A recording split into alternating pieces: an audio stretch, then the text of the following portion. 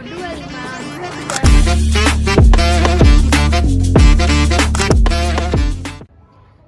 aku Azahra Marisa Sabila dengan NIM P0125.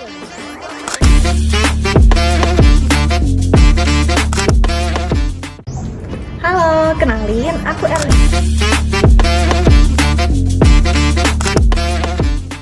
Halo, kenalin, nama aku Sonia Rifana.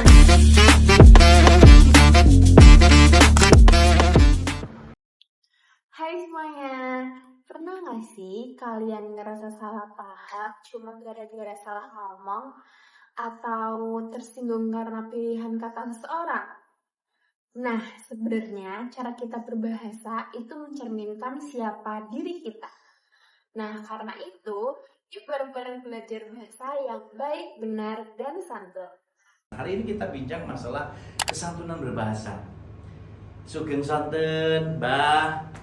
Selamat siang, Mbah. Selamat sore, Ibu, Bapak. Nah, ini santunan ketika bertutur dengan sapaan. Maka selalu saya katakan, jadilah orang yang menyapa lebih dahulu ketika bertemu dengan orang lain. Halo Mas Mehmet, ya, senyumnya just gandos ya. Halo Mas Habib. Wah, ini kita menjadi seorang penyapa, ini menjadi salah satu bagian ketika kita ingin menyapa orang lain. Karena dengan menyapa kita akan mendapatkan. Saya menyapa Mas Mehmet, halo Mas Mehmet. Nah, saya dapat senyuman dari Mas Mehmet. Kenapa? Saya memberi senyuman. Nah, ini bagian dari ekspresi kesantunan. Salah satu kesantunan itu ketika berbincang dengan orang lain, dengarkan, simak tuturannya, lalu berikan respon baik. Wih, keren, top Marco, top, luar biasa. Ketika kita menyampaikan itu semua, juga bukan berarti sanjungan yang hanya dalam bentuk lahiriah, tapi harus tulus dari batin. Dan itu akan nampak dari wajah kita, toh? Dan keikhlasan. Ikhlas dari lahir dan batin, ya. Maka ketika kita menjadi guru, menjadi dosen, mendidik dengan hati bukan emosi. Nah, itu menjadi bagian tak terpisahkan dari upaya kita menyiapkan. Misalnya, artinya apa? Kesantunan pragmatik itu menjadi bagian kesantunan berbahasa dalam strategi tutur. Dan ini menjadi salah satu bagian upaya kita strategi bertutur untuk menjaga muka. Menjaga muka. Bagaimana muka ini betul-betul punya kepiawaian ketika mengungkapkan sesuatu dengan ekspresi, ini bagian kesantunan. Jadi wajah yang manis, wajah yang tersenyum, wajah yang menyenangkan. Milikilah wajah yang menyenangkan ketika dilakukan orang lain, ketika berkomunikasi. Nah, ini harus kita lihat konsep menjaga muka. Nah, teorinya Brown and Levinson 1987 ya. Ini teori kesantunan modern. Ini mulai dikembangkan dulu zaman Penelope Brown dan Stephen J. Levinson ya. Ini berdasarkan gagasan face, muka ya, dari Erving Goffman itu tahun 1967. Jadi mereka menyebut bahwa setiap individu ini memiliki dua jenis muka atau citra diri sosial, bro. Nah, sekarang istilahnya ya pencitraan gitu loh, bro ya. Jadi pencitraan. Nah, ini bisa dilihat dari aspek yang pertama, saya muka positif, positive face ya, muka positif. Nah, dari muka positif ini kita bisa melihat keinginan seseorang untuk dihargai, diterima dan disukai oleh orang lain. Jadi tentu ketika dipuji, Mas Mehmet keren ya hasil karyamu, Mas Habib top Marco top, Jos Gandos Pol. Nah, itu bagian ekspresi muka positif. Coba kalau kita lihat yang kedua, negatif face atau muka negatif. Jadi keinginan seseorang untuk bebas bertindak dan tidak dipaksa oleh orang lain. Jadi ketika orang lain menginginkan untuk dihargai privasinya. Nah, ini misalnya jangan ganggu aku dong. Nah, jangan ganggu aku dong. Ini ruanganku dong, nggak usah kamu sini. Nah, ini bagian-bagian dari wajah kedus-kedus. Jadi kalau misalnya kita lihat wajahnya itu sudah tidak lagi menyenangkan karena apa? Sudah muka negatif. Jadi bahasa kalau sekarang kalau kita lihat itu mukanya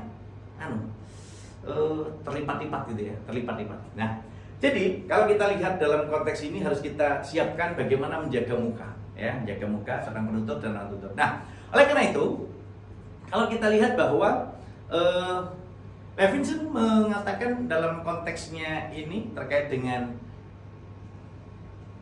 muka positif, muka negatif, ini dikatakan bahwa face threatening acts ya. Ini menjadi salah satu bagian upaya untuk melihat bahwa tindak tutur yang dapat mengancam muka seseorang, baik secara langsung maupun tidak langsung. Jadi ngancam muka, bro. Jadi ini menjadi tantangan. Kenapa? Ini tindakan yang berpotensi mengancam muka itu misalnya mengkritiknya. Orang tidak suka dikritik. Tidak semua orang mau menerima kritikan. Ya, sehingga ini mengancam muka positif. Yang kedua, pemerintah. Tidak semua orang mau diperintah, maunya memerintah, bro. Nah, itu mengancam muka negatif. Jadi ketika teman-teman coba perintah, Mas Mehmet, ambil kursinya dong. Allah, aku terus, tadi aku, sekarang aku, gitu. Vip, Mas Afif, itu kamu perbaiki dong tulisanmu. Mosok gitu-gitu terus. Nah, itu Afif terus. Bapak ini mosok gak pernah ada yang baik karyaku. Nah, gitu. Lalu menolak permintaan, ini mengancam kedua muka ini. Akhirnya Mas Mehmet sama Mas Afif ketika dikritik kayak gitu, terserah, kerjakan sendiri aja lah Pak. Nah, itu berarti muka positif dan negatif menjadi satu kesatuan. Dan ini salah. Seorang penutur harus bisa memilih dan memilah bagaimana strategi santunan dalam berkomunikasi, entah kepada lawan tutur kita, entah pada partisipan. Kalau ngomongin bahasa baik dan benar, banyak yang nyangka sama artinya. Padahal dua hal itu berbeda. Bahasa yang benar yaitu sesuai kaidah, ejaan, struktur, dan diksi. Bahasa yang baik yaitu sesuai konteks, tempat, lawan bicara, dan juga situasi. Misalnya ngomong ke teman, bro, lo di mana? Mungkin oke. Tapi kalau ke orang tua, ya kalau orangnya santai. Kalau orangnya enggak, bisa panjang urusannya. Ketika kita menggunakan bahasa yang baik dan benar, pesan kita lebih mudah dipahami, tidak menimbulkan salah tafsir, dan menunjukkan bahwa kita menghargai lawan bicara. Ini bukan sekedar aturan, tapi kemampuan penting dalam hidup sehari-hari, baik di sekolah, pekerjaan, bahkan relasi sosial. Bahasa santun itu tentang sikap, bukan cuma apa yang kita katakan, tapi bagaimana cara kita untuk bisa mengatakannya. Contoh kasar vs santun. Kalau kasar, cepetan, kamu kok lama banget sih? Kalau santun, maaf ya, boleh minta tolong agak cepat, kita udah ditunggu. Lihat bedanya kan? Pesannya sama, tapi dampaknya jauh berbeda. Bahasa santun membuat komunikasi lebih nyaman, tidak menyinggung, dan mencegah konflik. Di era digital, kita makin butuh bahasa santun. Komentar pedas di medsos bisa menyakiti orang yang bahkan tidak kita kenal. Yuk mulai dari hal sederhana, pakai kata tolong, terima kasih, dan maaf. Temen upload foto, terus ada yang komen, loh kok gitu sih?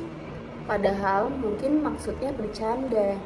Tapi tanpa ekspresi wajah, tulisan ini bisa bikin sakit hati. Meluk ke orang tua itu biasa banget, tapi coba bedain. Versi pertama, aduh capek, kenapa sih rumah berantakan gini? Versi kedua, Bu, aku boleh istirahat sebentar dulu nggak? Habis itu aku baru bantu beresin rumah. Lembut bukan berarti lemah, justru menunjukkan kedewasaan. Kalau kita semua mulai membiasakan bahasa yang baik, benar, dan santun, lingkungan kita akan berubah. Suasana kelas menjadi lebih nyaman, kerja kelompok menjadi lebih lancar, komunikasi keluarga lebih hangat. Bahasa yang santun itu mengundang kebaikan. Orang lain pun jadi bisa lebih menghargai kita. Gak perlu langsung sempurna, yang penting mulai perhatikan diksi, perbaiki nada, juga sesuaikan konteks. Bahasa mencerminkan kepribadianmu. Yuk berbahasa dengan bijak.